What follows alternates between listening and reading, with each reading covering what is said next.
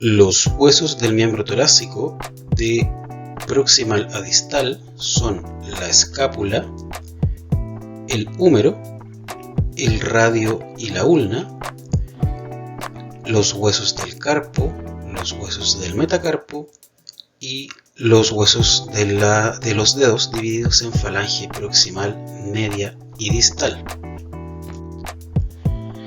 La escápula se encuentra en la región del cíngulo del miembro torácico, el húmero se encuentra en la región braquial, el radio y la ulna se encuentran en la región antebraquial, los huesos del carpo, los huesos metacarpianos y los dedos se encuentran en la región de la mano, que a su vez se divide en región carpal, metacarpal y de los dedos divididas en falángica, proximal, media y distal.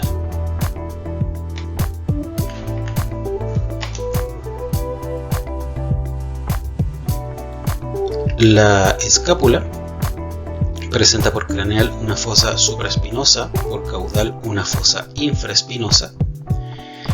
En tamaño ambas son similares, por lo tanto se indica o se describe la relación de la fosa supraespinosa con la infraespinosa de 1:1, vale decir, son de un tamaño muy similar. En el centro, separando la fosa supra y la infraespinosa, se encuentra la espina escapular, que termina por distal con el acromión. Dentro del acromión se encuentra, en el caso del canino, el proceso amatus, que es muy poco desarrollado, que corresponde a la convexidad proyectada hacia distal, que se observa en la imagen en la que está el puntero. Luego, en el caso del felino, el proceso amatus es mucho más desarrollado y además presenta un proceso supraamatus un poco más proximal y caudal. Además, en una vista lateral aparece la incisura escapular orientada hacia craneal, en el margen craneal de la escápula. Inmediatamente distal a la incisura escapular aparece el tubérculo supraglenoideo, el que presenta una proyección hacia medial denominada proceso coracoides. Luego, distal al tubérculo supraglenoideo aparece la cavidad glenoidea, correspondiente al espacio o a la depresión articular destinada para articulación, valga la redundancia, con la cabeza humeral. Inmediatamente caudal a la cavidad glenoidea aparece el tubérculo infraglenoideo, que es más pequeño que el supraglenoideo. El tubérculo supraglenoideo es el punto de origen del tendón de origen, valga la redundancia, del músculo bíceps braquial. Mientras que la proyección medial que presenta el tubérculo supraglenoideo correspondiente al proceso coracoides es el punto de origen del músculo coracoides. En una vista medial de la escápula se distingue la cara serrata, que es el punto de origen del músculo serrato ventral, en tanto que más hacia distal aparece la fosa subescapular, que corresponde al punto de origen del músculo del mismo nombre.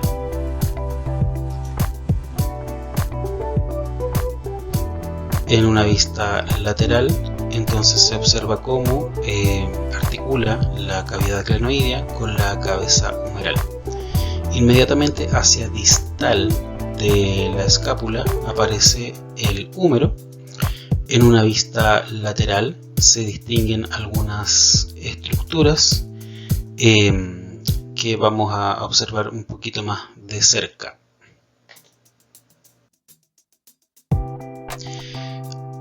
Se observa entonces la cabeza humeral articulando con la cavidad glenoidea de la escápula.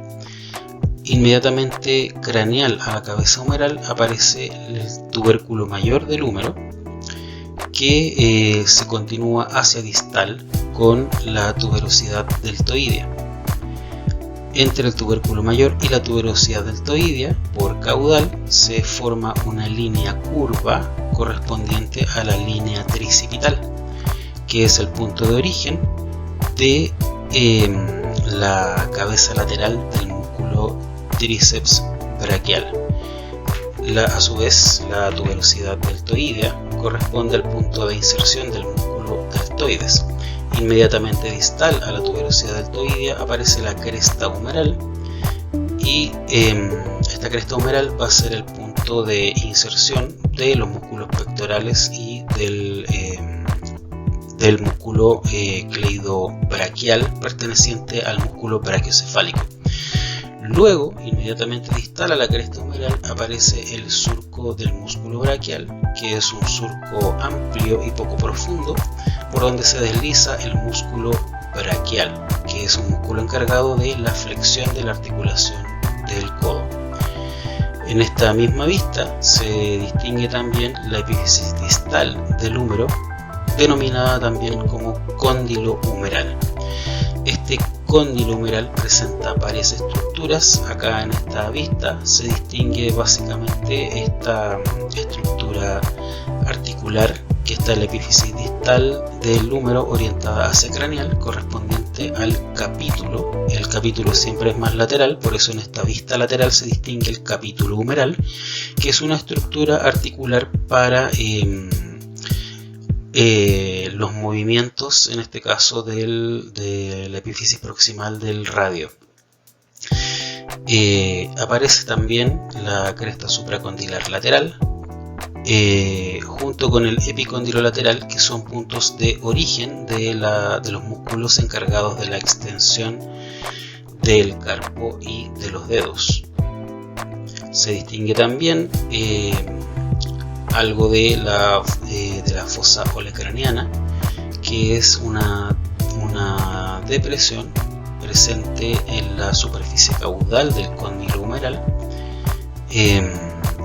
para albergar al olecranon, vale decir, para albergar a la epífisis proximal de la ulna al momento de la extensión de la articulación del codo.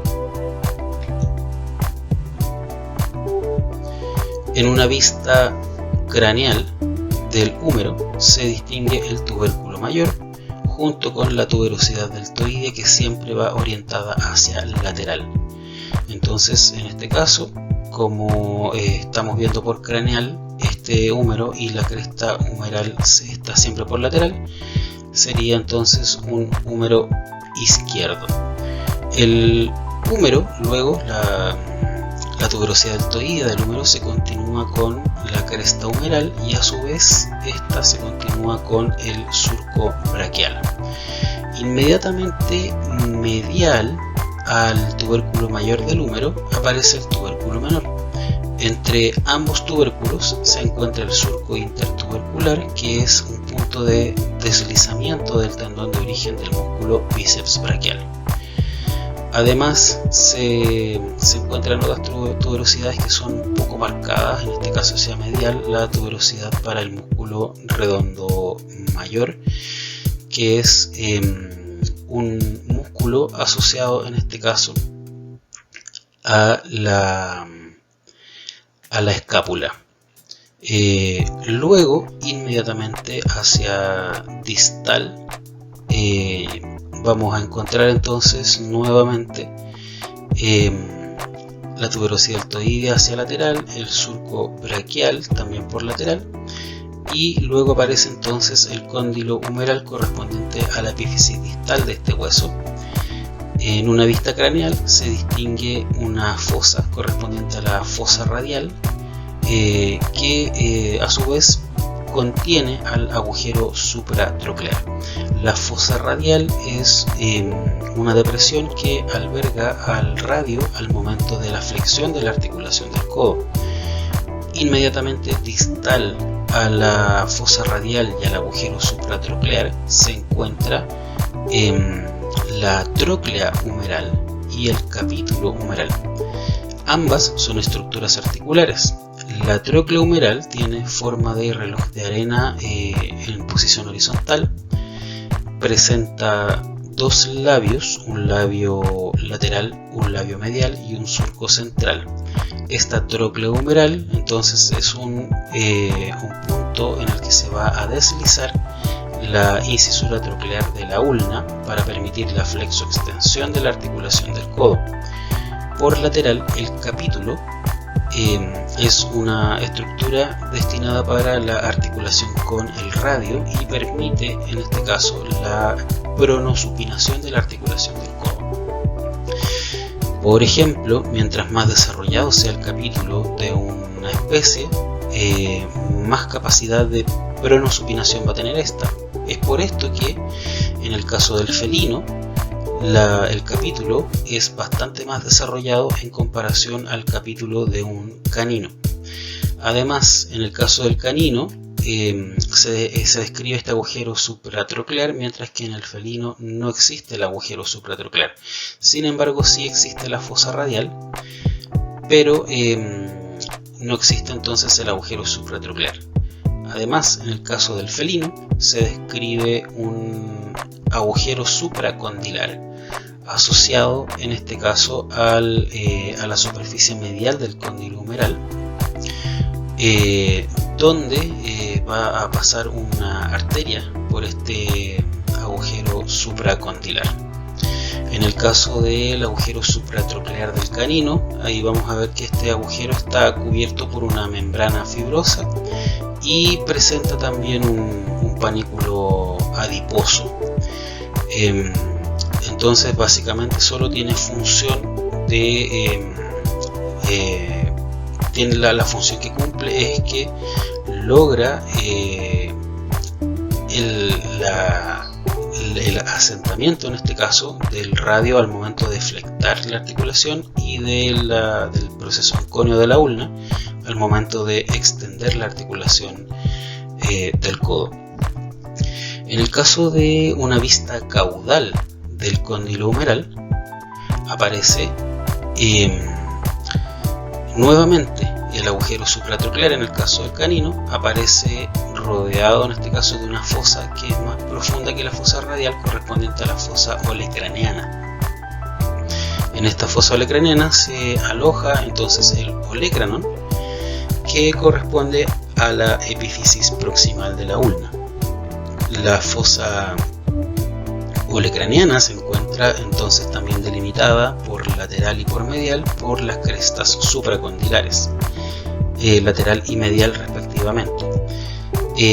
Además, las crestas supracondilares hacia distal se encuentran asociadas a los epicóndilos, que son prominencias óseas proyectadas ya sea hacia medial o hacia lateral, que en conjunto con las crestas supracondilares son puntos de origen de musculatura encargada de los movimientos del carpo y de los dedos. Por ejemplo, la cresta supracondilar lateral con el epicóndilo lateral son el punto de origen de la masa muscular encargada de la extensión del carpo y de los dedos, mientras que el epicóndilo medial con la cresta supracondilar medial son el punto de origen de la masa muscular que ejerce los movimientos opuestos, vale decir, la flexión del carpo y de los dedos.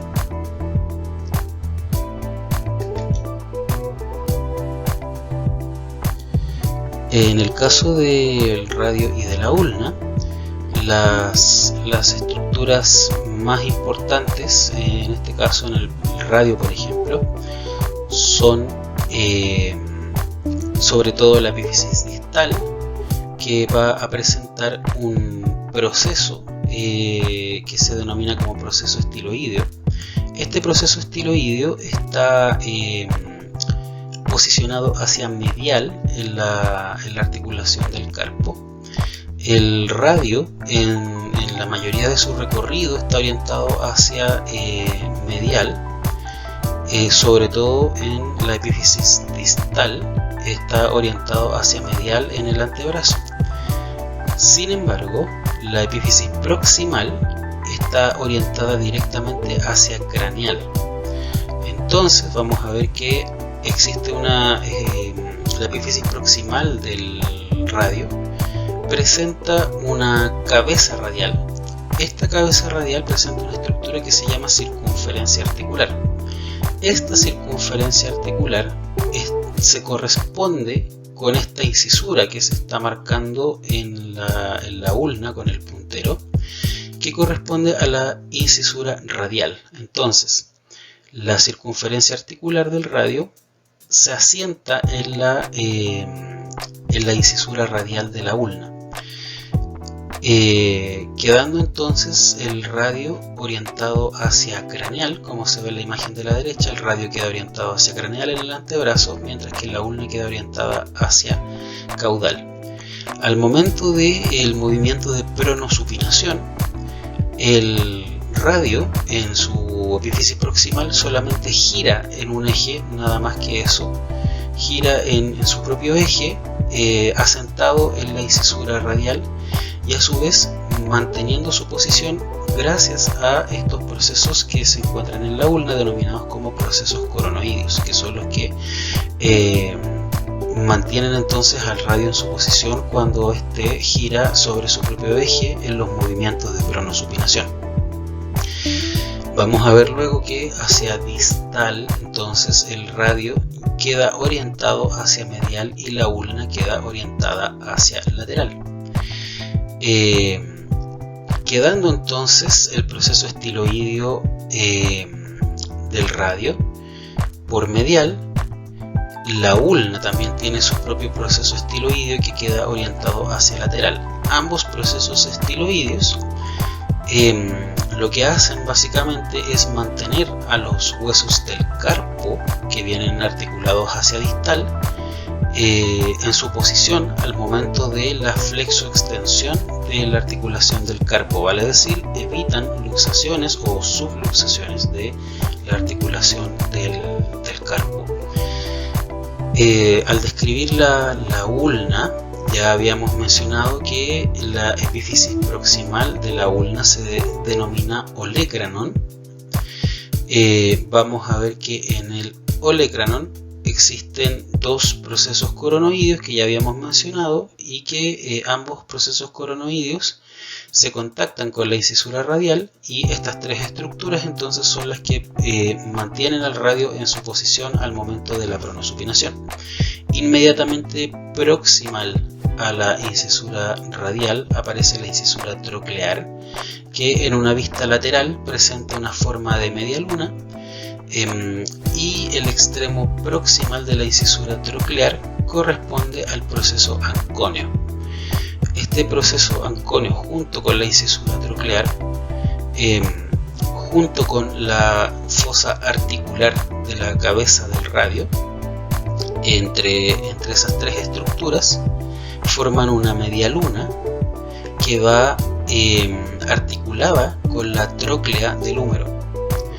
Entonces, la tróclea del húmero articula específicamente con el proceso ancóneo, con la incisura troclear, y en este caso estas dos estructuras son de la ulna, y la tercera estructura es la fosa articular de la cabeza del radio. Entre esas tres estructuras entonces se produce el deslizamiento en la tróclea humeral para permitir el movimiento de flexoextensión de la articulación del codo.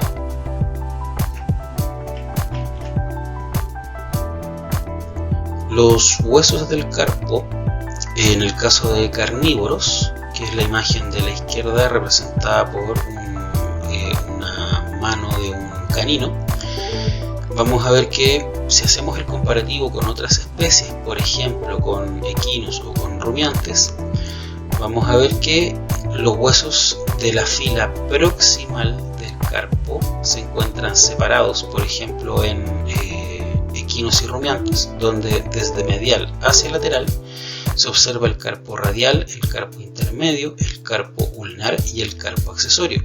Sin embargo, en carnívoros, el carpo radial y el carpo intermedio están fusionados en un solo hueso, denominado como carpo intermedio radial. Y este carpo intermedio radial articula con el radio, mientras que el carpo ulnar articula tanto con el radio como con la ulna. Finalmente el carpo accesorio queda orientado hacia caudal, sobresaliendo entonces, proyectado hacia caudal, para actuar como un punto de inserción muscular y ligamentosa, que va a favorecer en este caso que al momento del apoyo del peso en el miembro torácico, este hueso actúa como una especie de polea para poder disminuir la fuerza necesaria que se requiere para que el individuo, en este caso, pueda pisar con los dedos, vale decir, para que la mano se mantenga en una posición recta. Pasa entonces esto en todos los individuos cuadrúpedos, donde su carpo accesorio va a ser muy desarrollado y va a estar orientado hacia caudal, para poder entonces mantener la mano en una posición recta y poder entonces pisar con los dedos, puesto que en particular las especies que se describen en este curso, por ejemplo caninos y felinos, son especies digitígradas. También podemos ver que en la imagen, por ejemplo, que los suinos, los cerdos, los rumiantes y los equinos son especies digitígradas. Ahora, pasando a la fila distal del carpo, vamos a ver que en el caso de los carnívoros aparece el primer hueso carpal, el carpo 1, vale decir, luego el carpo 2, el carpo 3 y el carpo 4. Van aumentando gradualmente de tamaño desde medial hacia lateral. Tanto los carpos como los metacarpos y los dedos se enumeran de medial a lateral con números romanos. Entonces el carpo 1 sería enumerado con números romanos, al igual que el carpo 2, carpo 3, carpo 4. Luego en el caso de los metacarpos vamos a ver que estos son huesos alargados, siendo los metacarpianos principales los 3 y 4, que son los más grandes. Luego el 2 y el 5 tienen un menor tamaño, pero son estos 4 funcionales. El metacarpo 1 es muy poco desarrollado, más bien ya más rudimentario, puesto que el dedo 1 no es un dedo de apoyo. Si son dedos de apoyo, el dedo 2, dedo 3, dedo 4 y dedo 5. En el miembro torácico existe el dedo 1, sin embargo en el miembro pélvico normalmente el dedo 1 no existe, y cuando se presenta es solamente vestigial el dedo 1, teniendo solamente, por ejemplo, no estando presente el metatarso 1, sino que estando presente muchas veces la falange distal únicamente del dedo 1. En el miembro torácico vamos a ver que el dedo 1 presenta un metacarpiano rudimentario, o un pentacarpiano, perdón, muy pequeñito, con una falange proximal y una falange distal. El resto de los dedos presenta una falange proximal, una falange media y una falange distal. En el caso de la falange distal se describen un proceso extensor y un proceso flexor. Si dibujamos una falange proximal en la parte de abajo de la diapositiva, vamos a ver que aparece entonces algo más o menos como el dibujo que está en pantalla, donde el proceso extensor queda entonces orientado hacia dorsal, mientras que el proceso flexor queda orientado hacia palmar, y hay un tercer proceso que se denomina como proceso unguicular, donde en este proceso unguicular se ubica la unguícula, que es una vaina córnea correspondiente entonces o homóloga a nuestras uñas, vale decir, en nuestro caso es una placa unguial. Esta placa unguial es aplanada en nosotros, en ellos es una especie como de vaina o una especie de tubo que va cubriendo el proceso unguicular, que es óseo. Entonces vamos a ver tres procesos: un proceso extensor que queda orientado hacia dorsal, un proceso, además del proceso extensor, un proceso flexor que está orientado hacia palmar, y un tercer proceso que es el proceso unguicular, donde va entonces la unguícula. Además vamos a ver que en la cara palmar de la articulación metacarpofalángica, vale decir, donde articulan los metacarpos con los dedos, se encuentran dos huesos pequeñitos que son más o menos como el tamaño de un grano de arroz, que corresponden a los huesos sesamoideos metacarpofalángicos o sesamoideos proximales. Estos huesos sesamoideos son para el deslizamiento de los tendones de los músculos flexores digitales. También existen huesos sesamoideos en la articulación metacarpofalángica, pero por dorsal, siendo solamente un hueso sesamoideo por cada dedo por dorsal, mientras que por palmar son dos huesos sesamoideos por dedo, siempre y cuando sean sean dedos de apoyo. Los dedos de apoyo son los que presentan huesos sesamoideos por palmar y por dorsal, en tanto que el dedo 1, como no es un dedo de apoyo, no presenta huesos sesamoideos. Eventualmente puede presentar un hueso sesamoideo en el dedo 1, pero suele ser inconstante y es muy pequeño, y en realidad es más bien vestigial. Luego vamos a ver que en el caso del felino, como destaca en la imagen de la derecha, los felinos presentan procesos en su falange distal, procesos extensores y flexores mucho más grandes en comparación con los caninos. Vamos a ver que los felinos presentan garras retráctiles, vale decir, vamos a ver que ellos, mientras están con sus miembros torácicos, por ejemplo, en apoyo en el piso, van a presentar entonces sus articulaciones de los dedos. Por ejemplo, en el caso de la articulación entre la falange media y la falange distal, esta articulación va a estar extendida, muy extendida. En este caso vamos a ver entonces que es como que el dedo está muy extendido, sobre todo en la falange distal, donde vamos a ver que además del tendón de los músculos extensores digitales que están traccionando la falange distal, también hay un ligamento. Ya, vamos a ver este ligamento, que se denomina ligamento elástico. Vamos a ver que hay un ligamento elástico axial y un ligamento elástico abaxial, que va desde la falange media hacia la falange distal, que están también traccionando a la falange distal hacia el dedo. Ahora, al momento de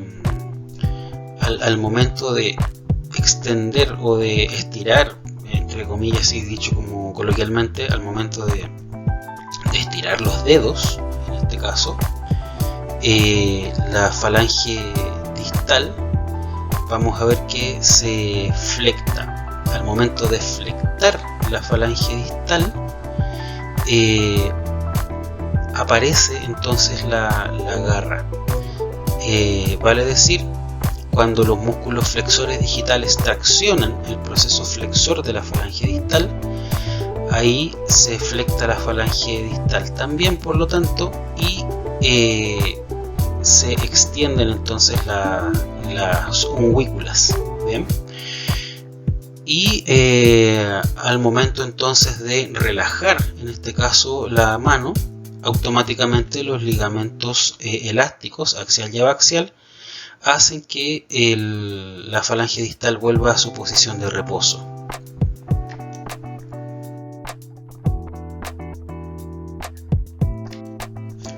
En el caso de los huesos del miembro pélvico, vamos a ver que desde proximal a distal corresponden a los huesos coxales. Estos huesos coxales, en el caso de carnívoros, son 4 huesos, vale decir 4 núcleos óseos correspondientes al ilion, que va por craneal, al isquion, que va por caudal, el pubis, que va por ventral, y el acetábulo, que va por lateral. Esos 4 huesos se fusionan entre sí para formar entonces el coxal. Luego vamos a ver que inmediatamente distal a los huesos coxales aparece entonces el fémur. Inmediatamente distal al fémur aparece la tibia con la fíbula, y luego aparecen los huesos del tarso, del metatarso y de los dedos. Los huesos coxales se ubican en la región del cíngulo del miembro pélvico. A su vez, la región del cíngulo del miembro pélvico se divide en la región glútea, que va desde el trocánter mayor hacia el craneal, en la región clunial, que va desde el trocánter mayor del fémur hacia caudal, y en la región de la articulación coxofemoral, que se encuentra justo donde está el trocánter mayor del fémur. Luego vamos a ver que el fémur se encuentra en la región femoral. Luego inmediatamente distal aparece la región de la articulación genual o articulación de la rodilla. La cara caudal de la articulación genual se conoce como región poplitea. Inmediatamente distal a la región de la articulación genual aparece la región tibial o región de la pierna, o también región crural, que comprende en cuanto a huesos a la tibia y a la fíbula. La fíbula siempre va a ser en este caso más lateral. Vamos a ver entonces que luego hacia distal aparece la región del pie, dividida en tarso, metatarso y dedos, que a su vez se dividen en una falange proximal, una falange media y una falange distal.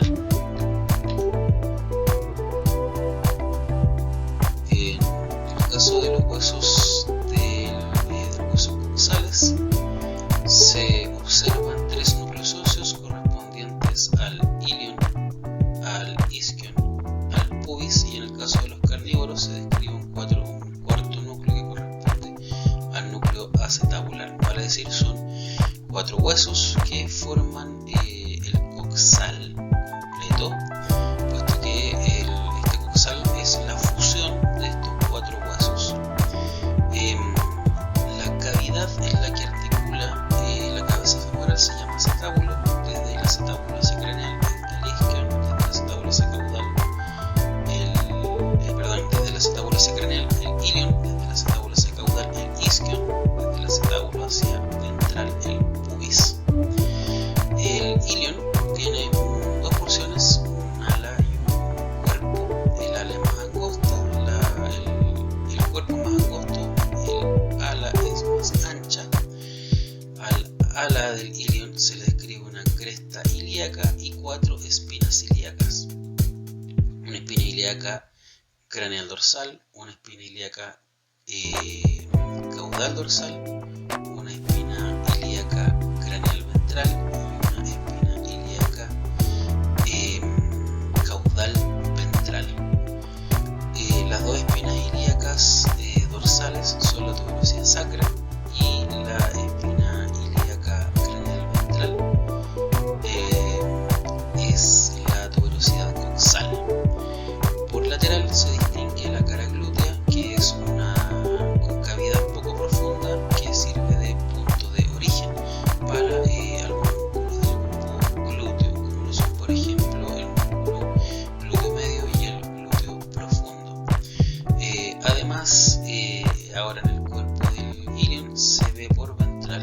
origen ventral del cuerpo del ilion, se distingue el área de origen o el área del músculo recto femoral, área de origen del músculo recto femoral o área del músculo recto femoral, que es el punto de origen entonces del músculo del mismo nombre, que es una porción, el músculo recto femoral es una porción del cuádriceps femoral.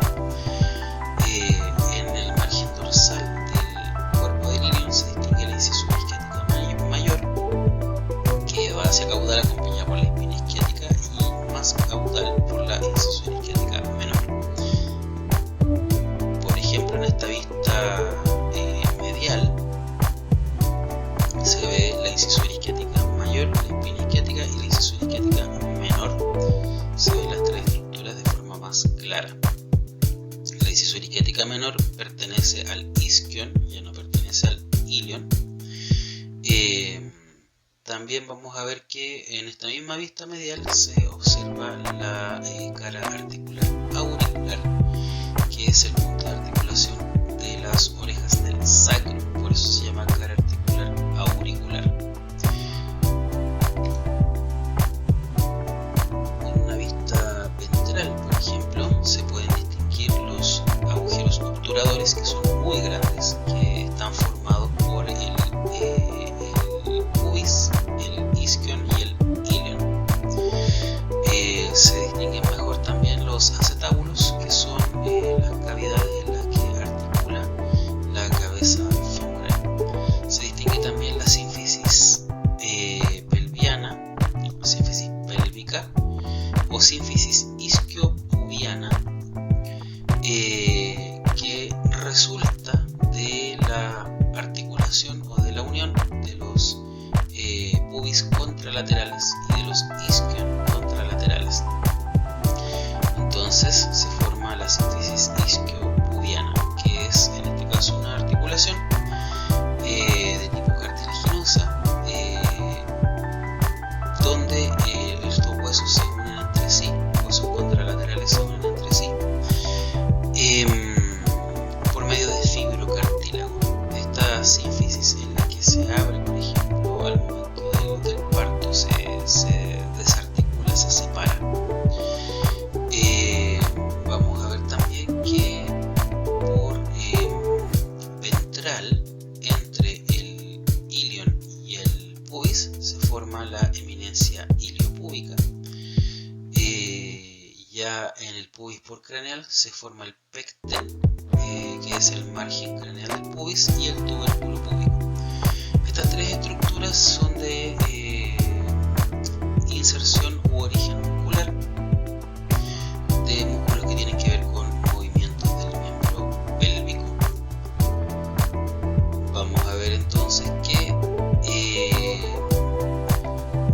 por ejemplo, la eminencia iliopúbica, el pecten y el tubérculo púbico, junto con el cuerpo del ilion y el promontorio del sacro, se forma un círculo que corresponde a la abertura pélvica craneal, que es, vale decir, la entrada a la cavidad pélvica desde el abdomen. Vamos a ver también que ya hacia caudal existe el isquion, se distingue la tuberosidad isquiática, y se ve también el arco isquiático en esta porción aplanada del pubis, que se denomina como tábula isquiática. En el caso del fémur, se observa por medial la cabeza femoral, por lateral el trocánter mayor.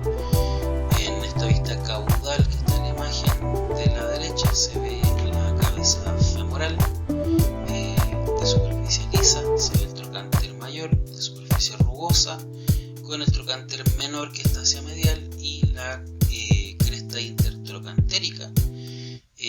Además se ve también la fosa trocantérica. Todas estas estructuras, trocánter mayor, trocánter menor, cresta intertrocantérica y fosa trocantérica, son estructuras para inserción muscular. Se ve también en la cabeza femoral una pequeña depresión, que es la fosa para el ligamento de la cabeza femoral.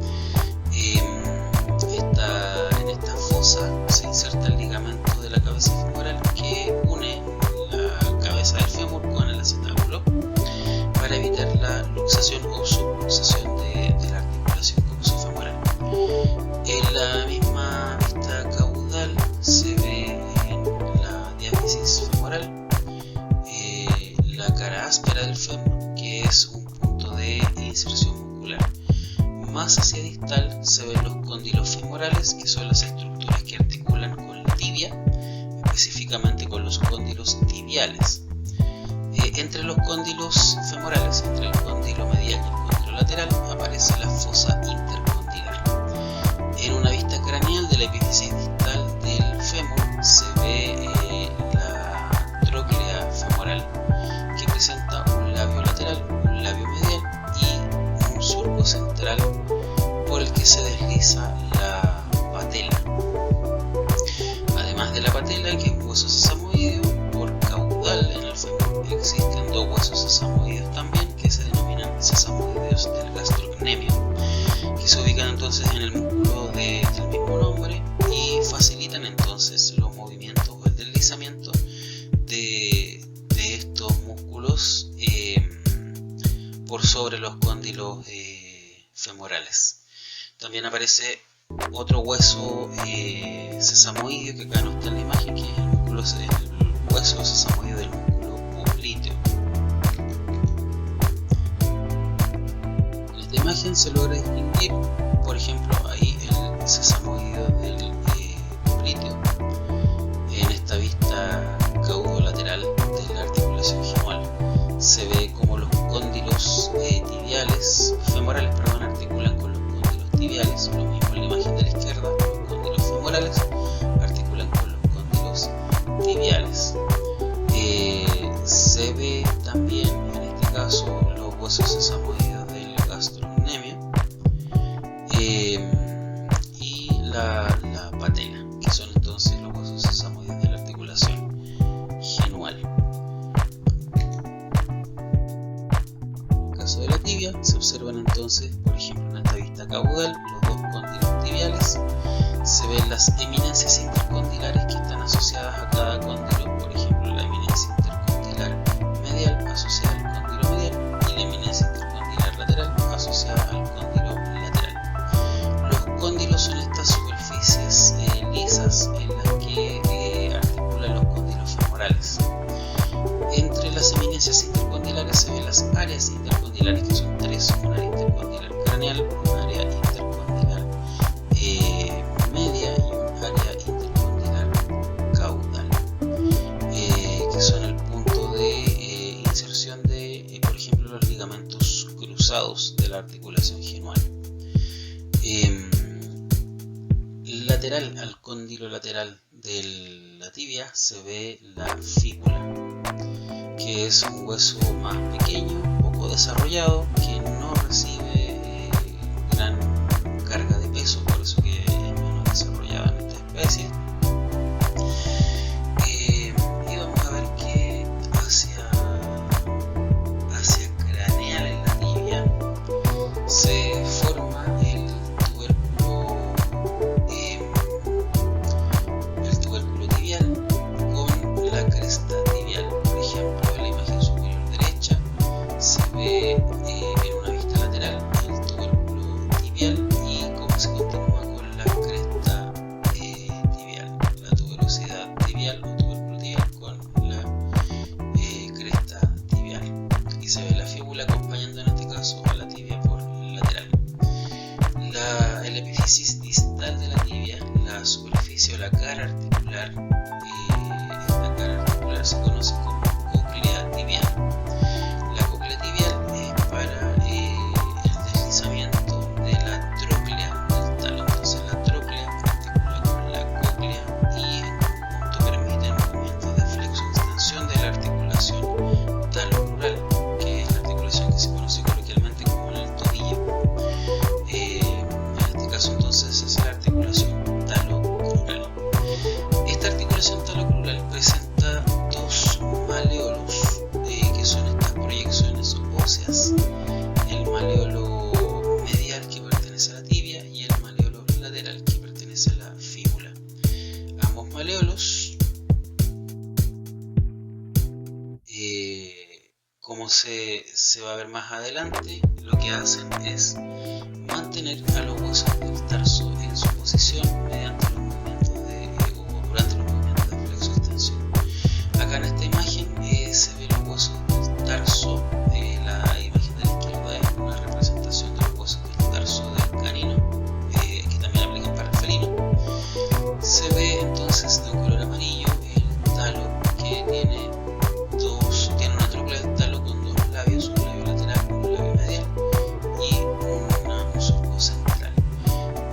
tróclea del talo articula con la cóclea tibial y permite los movimientos de flexión y extensión de la articulación talonural.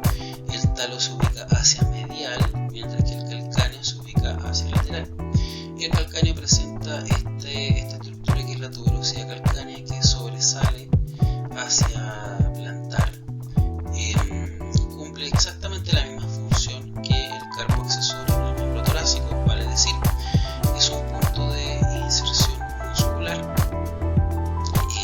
para mantener el pie recto, puesto que como nuestros pacientes en este caso son digitígrados, el calcáneo no toca el suelo, sino que se permanece suspendido en el aire, traccionado, tirado constantemente por el tendón calcáneo común, que es el que se inserta en la tuberosidad calcánea, para entonces mantener el pie recto para que nuestros pacientes puedan pisar con los dedos. En nuestro caso, por ejemplo, nosotros somos plantígrados, por lo tanto apoyamos la superficie plantar del pie en el suelo, por lo tanto el calcáneo toca el piso, y en nuestro caso el calcáneo es el talón de nuestro pie. Pero en el caso de nuestros pacientes, como son digitígrados, el calcáneo no toca el suelo. Vemos también que además de la fila proximal del tarso, que comprende al talo y al calcáneo, vemos una fila intermedia donde aparece el tarso central, que es un hueso más desarrollado también, que está en el centro y hacia medial del tarso. Por eso que entonces, como está hacia medial, articula con el talo. Luego, en la fila distal del tarso se distinguen los huesos correspondientes al tarso 1, tarso 2, tarso 3 y tarso 4. Van aumentando de tamaño hacia el lateral, siendo más desarrollado el tarso cuarto y menos desarrollado el tarso 1. Recordar que tanto los huesos del tarso, del metatarso y de los dedos se enumeran con números romanos. En los huesos del metatarso se ve como el metatarso 1 es vestigial, es muy pequeñito, por ende no existe un dedo 1 en el caso del miembro pélvico, y cuando aparece el dedo 1 en el miembro pélvico es solamente un dedo vestigial, vale decir que es solo la falange distal envuelta por piel y con una umbrícula, que eso entonces es solamente un dedo vestigial. Los dedos que cumplen función son los dedos de apoyo. En este caso, acá por lo tanto van a ser desarrollados los metatarsos 2, 3, 4 y 5, que son los que articulan con los dedos de apoyo. Hay una vista medial y una vista lateral de los huesos del tarso. Se ve el maleolo tibial o maleolo medial, se ve también el maleolo lateral o maleolo fibular. Se ve como ambos maleolos mantienen, en este caso, en su posición tanto a la tróclea del talo como al calcáneo. Vamos a ver también que en una vista plantar de los huesos del tarso se ve como el calcáneo tiene una proyección hacia medial, hacia el talo, que se denomina sustentáculo talar. Este sustentáculo talar lo que hace es sustentar el peso o aguantar el peso o soportar el peso del miembro pélvico, que es ejercido sobre el talo. Entonces, cuando el individuo pisa, al pisar, el peso de la tibia se carga sobre el talo, y a su vez el talo le distribuye este peso hacia el calcáneo, y la estructura del calcáneo que soporta ese peso es el sustentáculo talar. Además, la cara o la superficie plantar del sustentáculo talar es lisa, por lo tanto permite el deslizamiento del tendón de un músculo que se denomina flexor digital superficial.